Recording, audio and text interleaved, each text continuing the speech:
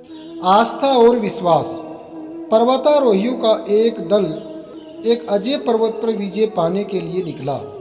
उनमें एक अति उत्साही पर्वतारोही भी था जो ये चाहता था कि पर्वत के शिखर पर विजय पताका फहराने का श्रेय उसे मिले। रात के घने अंधेरे में वह अपने तंबू से चुपके से निकल पड़ा और अकेले ही उसने पर्वत पर चढ़ना आरंभ कर दिया। उसके साथी इस बात से पूरी तरह अनभिज्ञ थे कि उनका एक साथी इतना उत्साही है कि वह उन्हें बिना बताए अकेला ही रात के अंधकार में पर्वत पर चढ़ने का प्रयास कर रहा है। बहुत प्रयास करने के बाद शिखर जब कुछ ही दूर प्रतीत हो रहा था, तभी अचानक उसका पैर फिसल गया और वह तेजी से नीचे की तरफ गिरने लगा। उसे अपनी मृत्यु सामने ही दिख रही थी, लेकिन उसकी कमर से बंधी रस्सी ने झटके से उसे रोक दिया। रात इतनी अंधेरी थी कि उसे नीचे कुछ भी दिखाई नहीं दे रहा था। वह अंदर से बहुत डर गया था।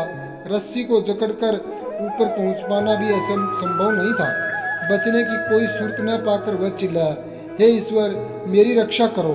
तभी उसे एक गंभीर स्वर सुनाई दिया, तुम मुझसे क्या चाहते हो? पर्वतारोही बोला, हे ईश्वर, मेरी रक्षा करो। क्या तुम्हें सच में विश्वास है कि मैं तुम्हारी रक्षा कर सकता हूँ? हाँ ईश्वर, मुझे तुम पर भरोसा है, पर्वतारोही कांपती आवाज में बोला। ठीक है, अगर तुम्हें मुझ पर विश्वास है तो अपनी कमर से बंधी रस्सी काट दो। यह सुनकर पर्वतारोही का दिल डूबने लगा। वह अंदर ही अंदर बहुत डर चुका था।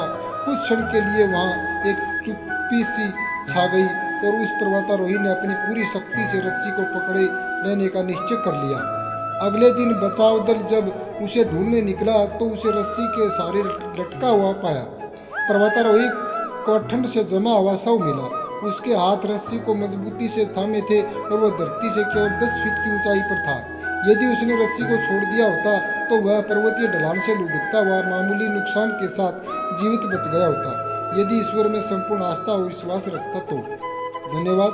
जय हिंद। वंदे मातरम।